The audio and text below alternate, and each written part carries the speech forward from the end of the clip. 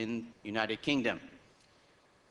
Dr. Abu Amina has written and authored over 30 books, which are available in the English language, and he has lectured in many parts of the world, from Canada to the Middle East to the Far East and the Philippines. And so we are honored to have him here today amongst us to discuss a topic that is of great relevance to the Muslim Ummah today, whether they're in the East or the West. And that topic is hijab. Hijab being the raiment of modesty worn by Muslim women. And this is a topic that has become increasingly important amongst Muslims, not only in the Muslim world, but in the West as well, for instance in France and other parts of Europe. So we look forward to this enlightening lecture by Dr. Abu Amina.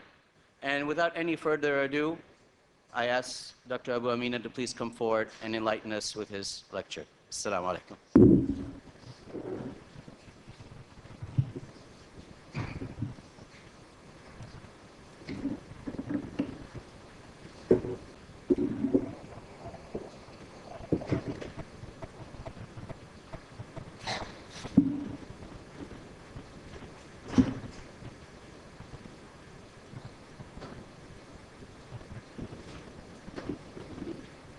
إن الحمد لله نحمده ونستعينه ونستغفره ونعوذ بالله من شرور أنفسنا ومن سيئات أعمالنا من يهده الله فلا مضل له ومن يضلل فلا هادي له وأشهد أن لا إله إلا الله وحده لا شريك له وأشهد أن محمدا عبده ورسوله.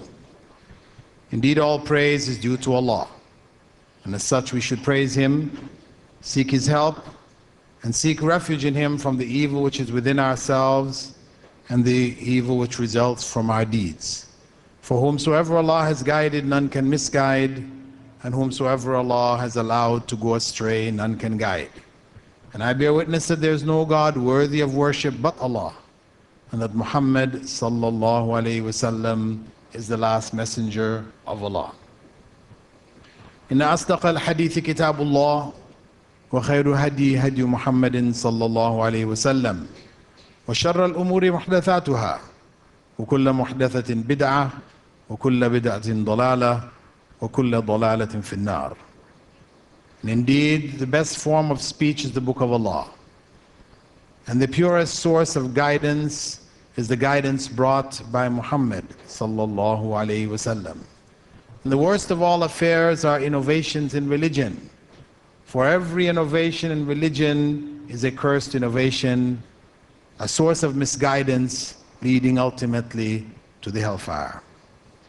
The topic of this evening, hijab, a religious symbol, a question which is raised due to the current state of politics in different parts of the world, not only in the West, where we have heard about it most recently, but actually within the Muslim world itself, in Turkey and Tunisia, where the wearing of the scarf, the headscarf, commonly called hijab, is forbidden in universities and other governmental institutions. The point that I would like to address this evening is that when one takes a practice out of context, it will appear strange. It is natural that it will appear strange. So to the Western eye, this idea that women should cover their beauty, cover themselves, appears to be something strange, something which is going against the flow of globalization, modernization, technological development, and everything else. The reality, of course, is that for us to understand the hijab, we have to look at it within the context of the religion of Islam itself. A religion which governs all aspects of life. It is not something which a person practices one day a week.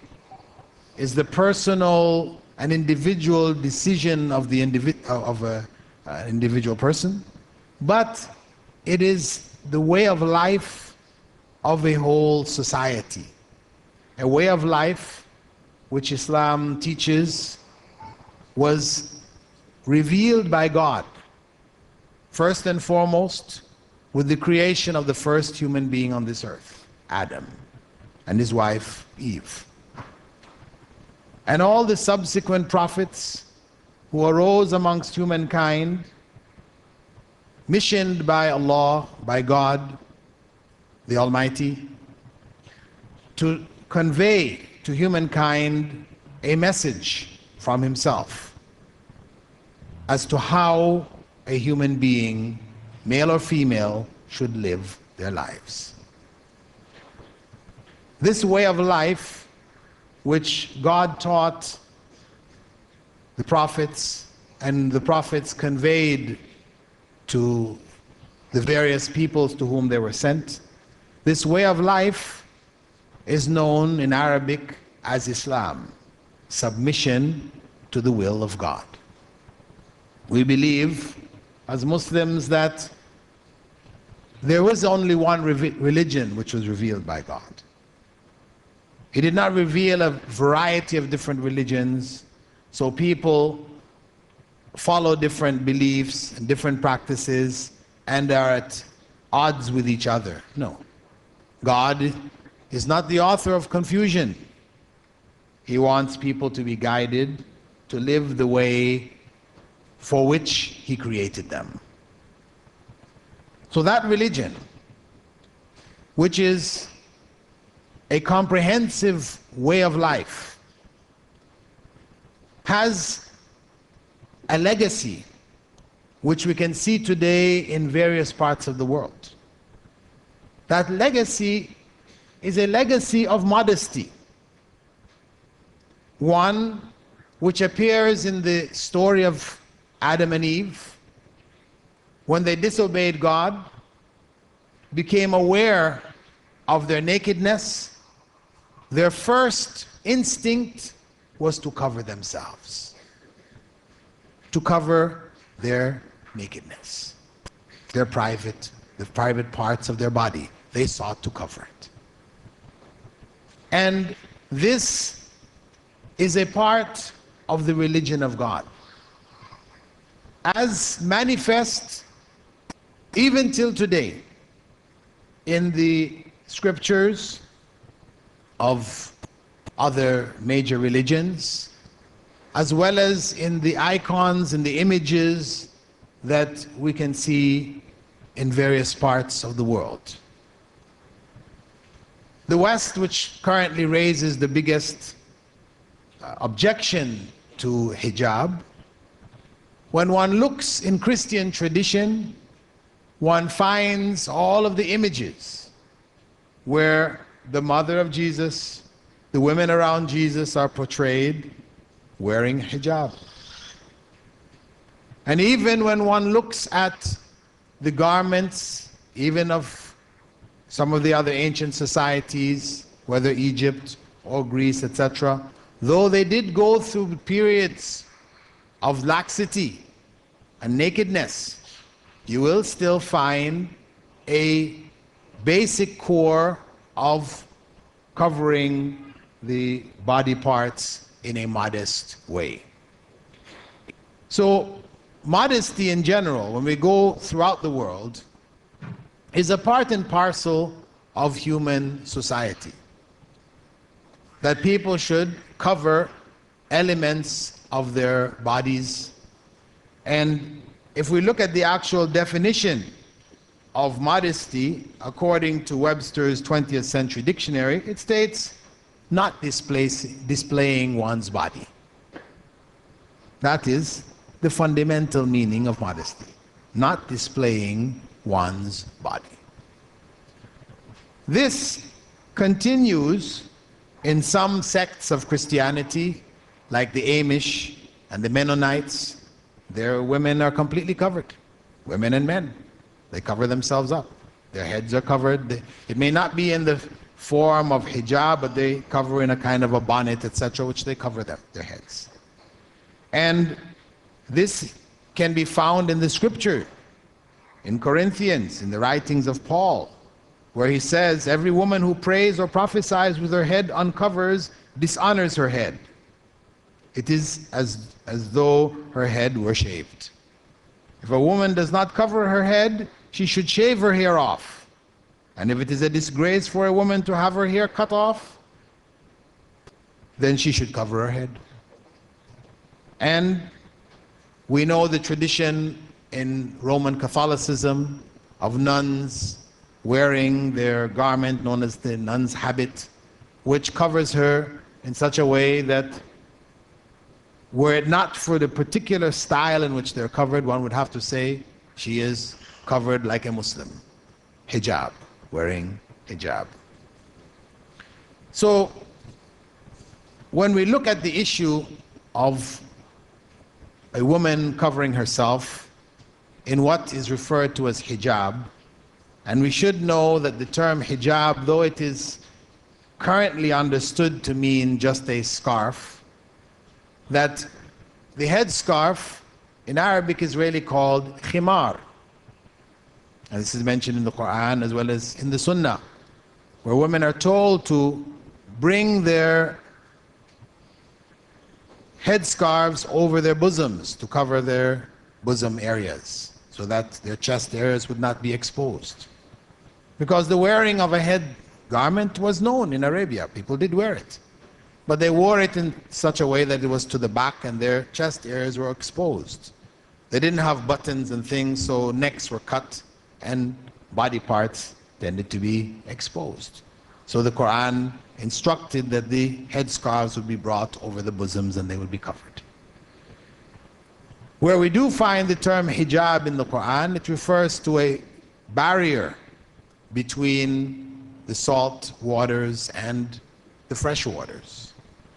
We find it also referring to a veiling for the wives of the Prophet, may God's peace and blessing be upon him, so that none would see them, because they were not permitted to marry anyone after the Prophet, so that no feelings, etc. would develop. They were veiled from the public, except for their relatives. However, the term hijab, it, as I said, has come to refer to the headscarf. So the headscarf is only an element of hijab. And really, the concept of hijab involves covering a woman completely. According to most scholars, it is except for face and hands. According to some scholars, it is also including the face.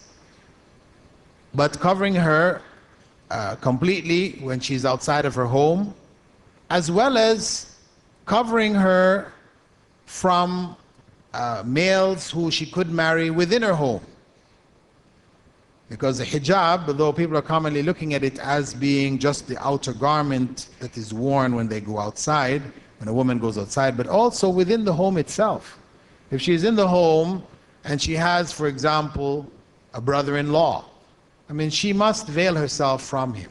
She cannot appear in a way which would expose her body, whether in the form of dress which is revealing, etc., in front of such individuals. She has to treat that individual who is a brother-in-law, but whom she can marry, just as any other person on the street with regards to veiling herself, maintaining a veil which is physical in the sense that her body should be covered, but it is also a veil which is emotional in that she hides her emotions. She does not expose her emotions when she speaks with people who are marriageable people. She speaks to them in a business-like way, not in a seductive way, with a lilting voice, etc. This is part of hijab, you could say, from an emotional perspective.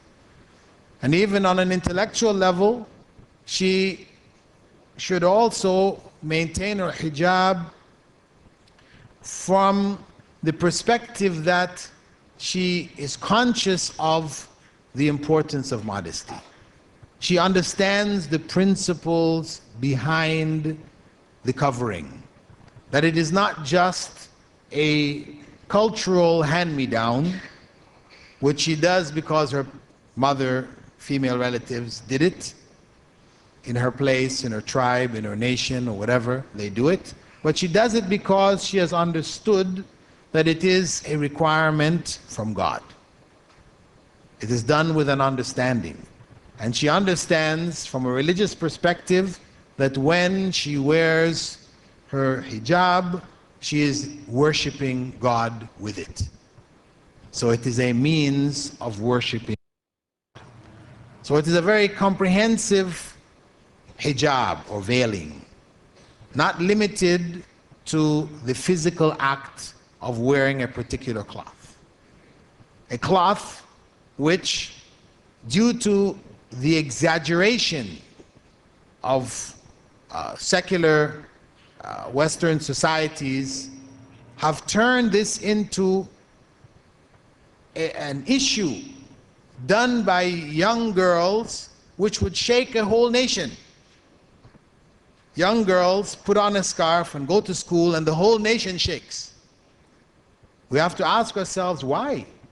Why should the nation shake when young Muslim girls wear this scarf? Because it's only for Muslim girls. Why does the issue of religious symbolism come into play? Where the state argues that excessive display of religion is not tolerated. So a Christian girl, if she wears a small cross, it's okay. But if she wears a big cross, which is 2 feet by 1 foot or something, then no, she's not allowed to wear it. But who wears crosses like that anyway? So for the Muslim woman or young girl, she puts a scarf on her head and immediately this is an excessive display of her religion. It is a symbol of religion. It has come to us be associated with religion, and Islam in particular, because of the awakening which has taken place in the Muslim world in the last 50 to 25 years. In the era of colonization of the Muslim world, many women removed their veils. As men changed their dress to become acceptable to the colonial regime, women were also encouraged to change their dress so that they would also be acceptable to that colonial regime. But with the rise of Islam in the 20th century, the most obvious sign of its return was the woman wearing the veil, covering herself with a headscarf as well as covering her body, etc. So it became identified as a symbol of fundamentalism, fundamental Islam, extremism, when in fact it is basic to Islam. So basic that we have the clear statement, for example, in Surah Al-Ahzab, the 33rd chapter of the Quran, verse 59, Ya ayyuhan nabi, qul li azwajika wa banatika wa nisa'il mu'minin, yudnina alayhinna min jalabibihinna, dhalika adna an yu'rafna wa la yu'dhain. O Prophet, tell your wives, your daughters, and the women of the believers to cast their outer garments over their bodies. That is best in order that they be known and not be harmed. So there's a clear instruction in the Quran for women to wear these garments, to cover themselves. So when we talk about issues of symbolism, we cannot compare the hijab to a cross, which is a symbol. It's a symbol of Christianity. Or to a dove, which is a symbol of peace. These symbols represent something else. The cross is not Christianity. If a Christian wore a cross or he didn't wear a cross, it would not change the quality of his Christianity. If a person used the symbol of a dove or they didn't use it, that doesn't indicate whether they are a peaceful person or not. The dove is only a symbol of peace. It is not peace in and of itself. Whereas the hijab for a Muslim woman, this is ibadah. It is worship. It is an obligation which God has put on her. Allah Almighty has required her to cover herself. So when we talk about removing the veil or removing the hijab, it is not the same as a Christian woman removing her cross. No. It would more be equivalent, as some people said, to asking a Christian woman, a practicing, modest Christian woman, to remove her blouse. That is what removing hijab for a practicing Muslim woman is like. As a modest, practicing Christian woman would be shocked if you suggested to her to take her blouse off. I mean, there are elements in this society, Western society in particular, that don't have any problem about taking their blouses off. So we have that. But the modest, practicing Christian woman who feels that sense of modesty and chastity, etc., she would feel shy to expose herself in that way. Similarly, asking a Muslim woman to take off her hijab creates the same or similar effect. This is the equivalency that we should make. Don't equate it. Let us not equate it to taking off a cross or a Star of David or a yarmulke, cap worn by the Jews. You know, it is a part and parcel of the religion itself. Now, as I mentioned, even though we accept that it is part and parcel of the religion, it is there for a reason, and it is important for us to understand that reason. Those of us in the audience who are not Muslims, this is not to say one must accept this understanding. At least one should be clear that there is a rationale, there is a reason behind it, which has nothing to do with oppression of women, which is how it is normally portrayed in the media, especially after Afghanistan, as a means of galvanizing forces against that Muslim state. The woman covered in the burqa became the symbol of oppression of Muslim women who needed to be liberated. And Oprah Winfrey, the big figures, female figures in the American movie industry, etc., they galvanized the support of the feminists, etc., to try to liberate and educate Muslim women. This was the cause that they were driven and excited about.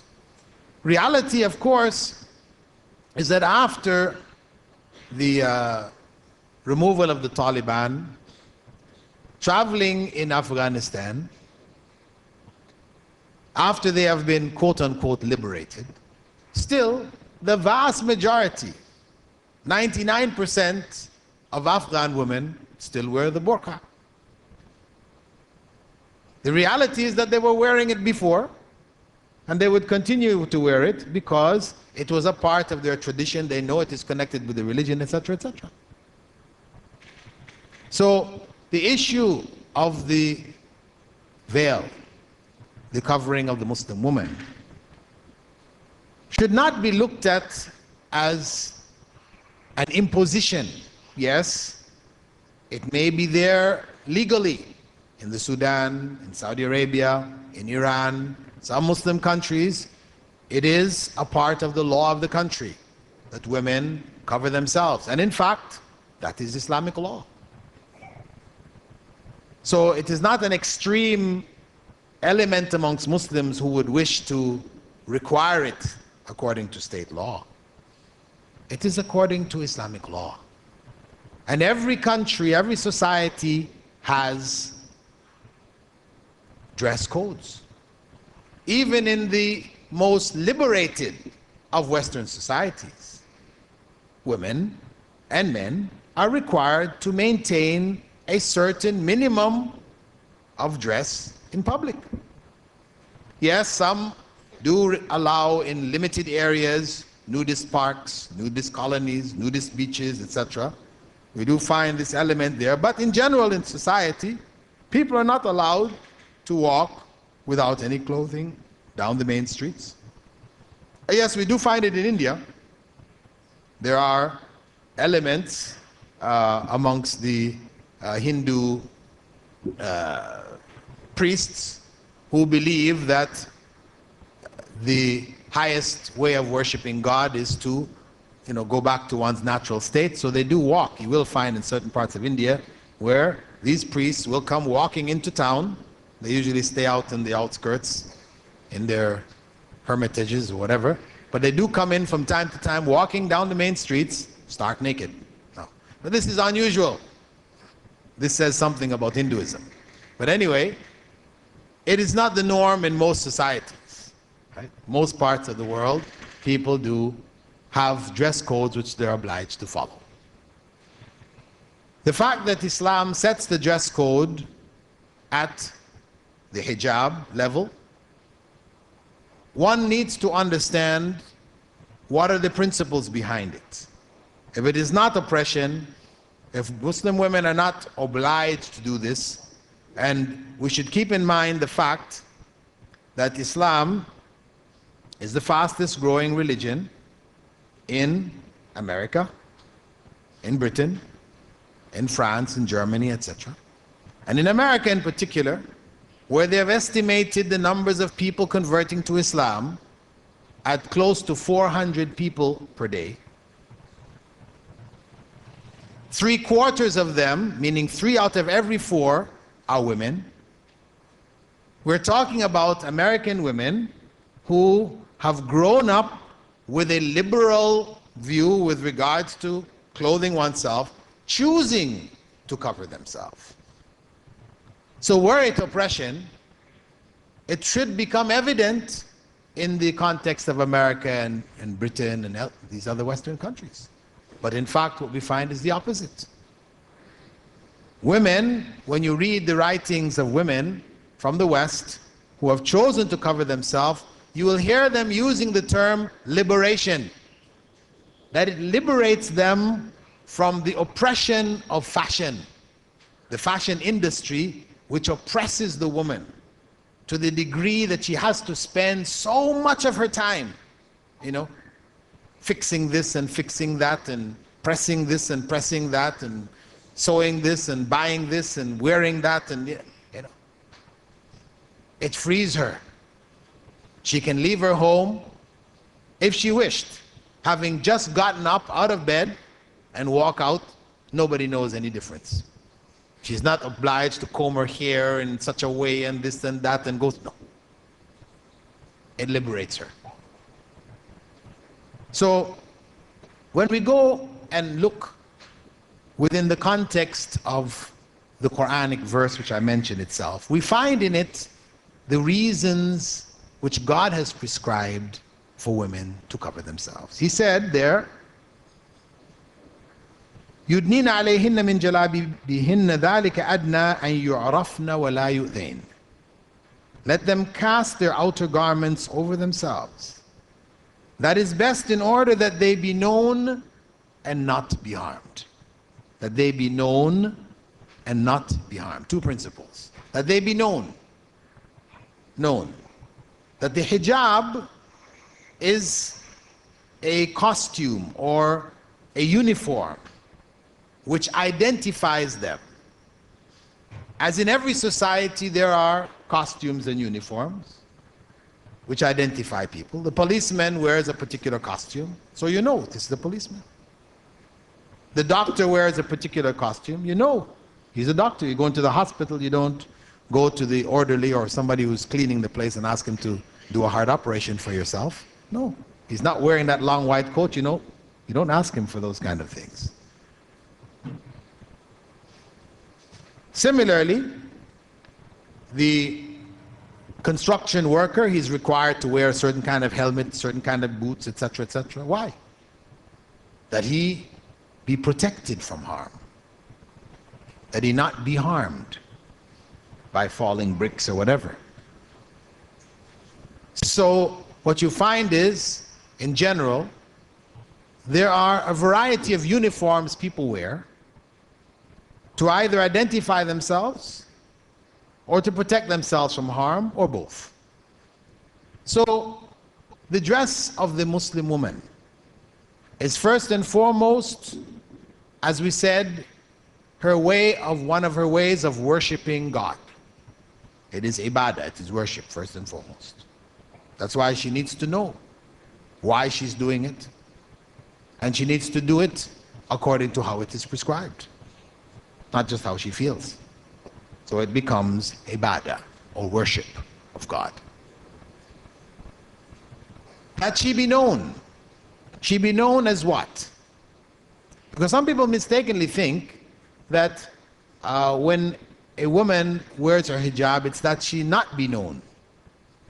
And this is why, unfortunately, many Muslims, or a number of Muslims coming from this part of the world, will go to the West and transform themselves.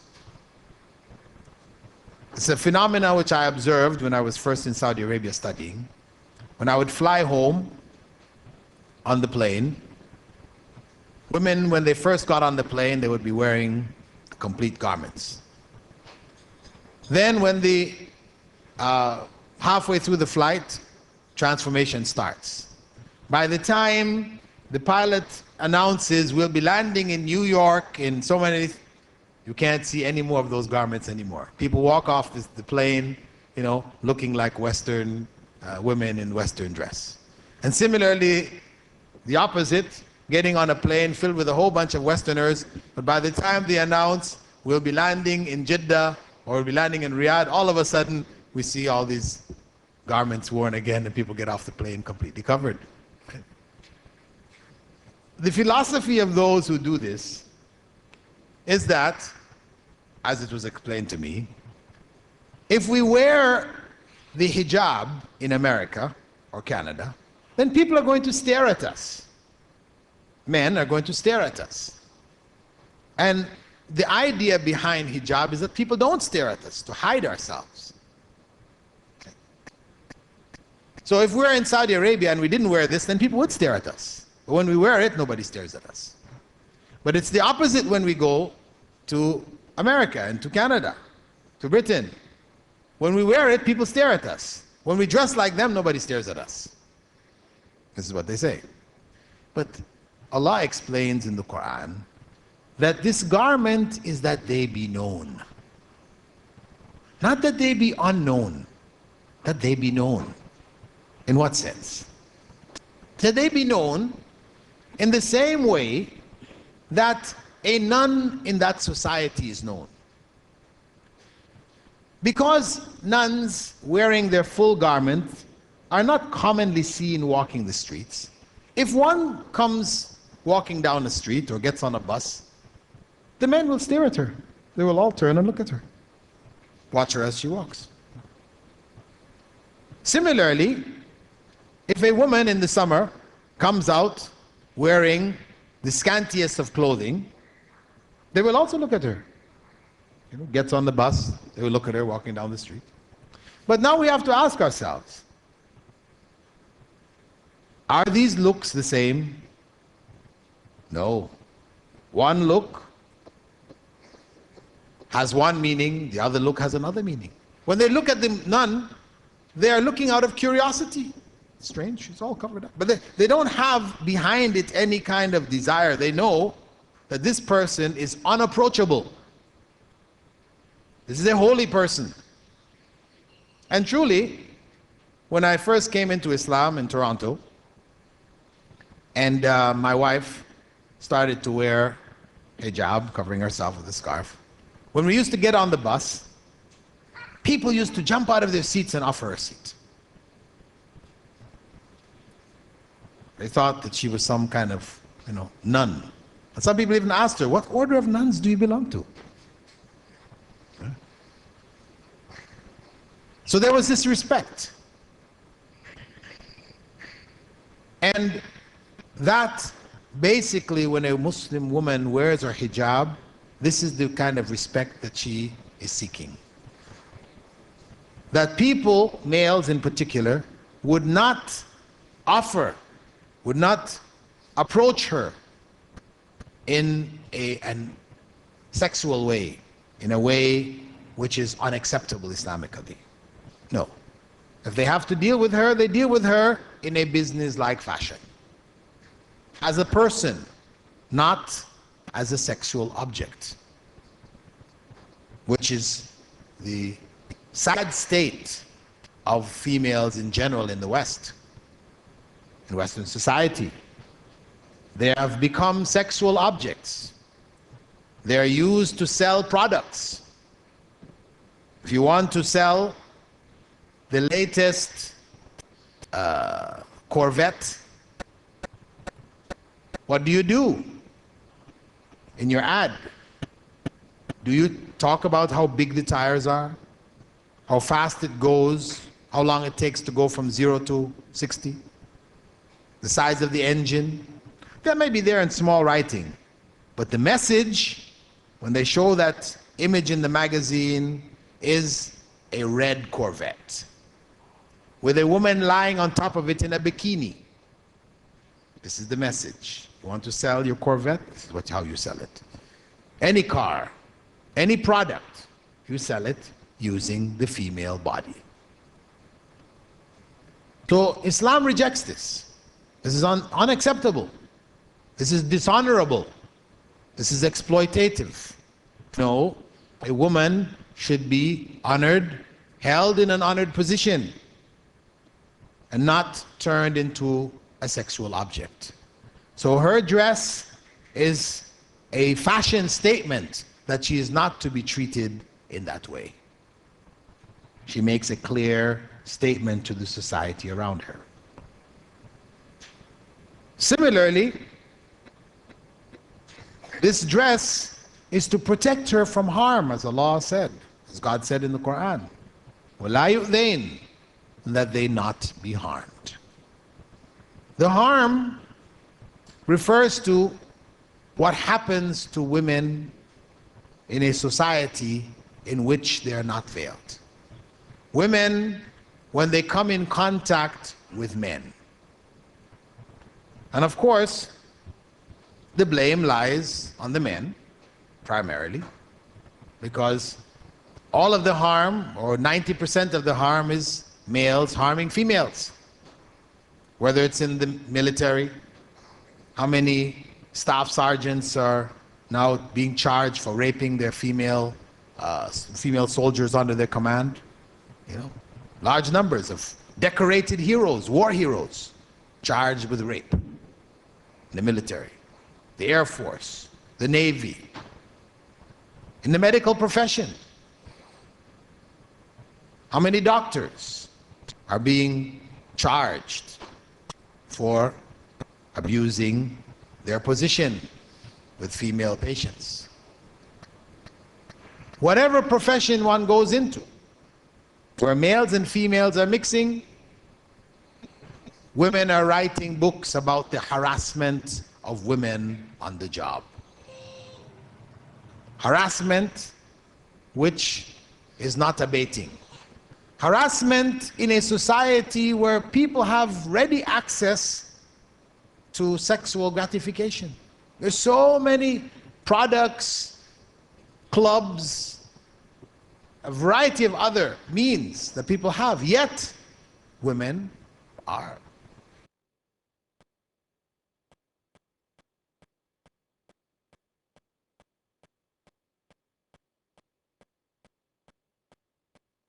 Law books that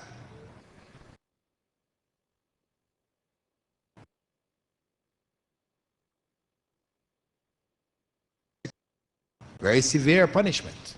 Philippines has taken up that law. India is considering it. Other countries, women are feminists are talking about it. Kill these men. But can we really apply such a severe law without a balance from the side of the women, that they are also required to cover their charms?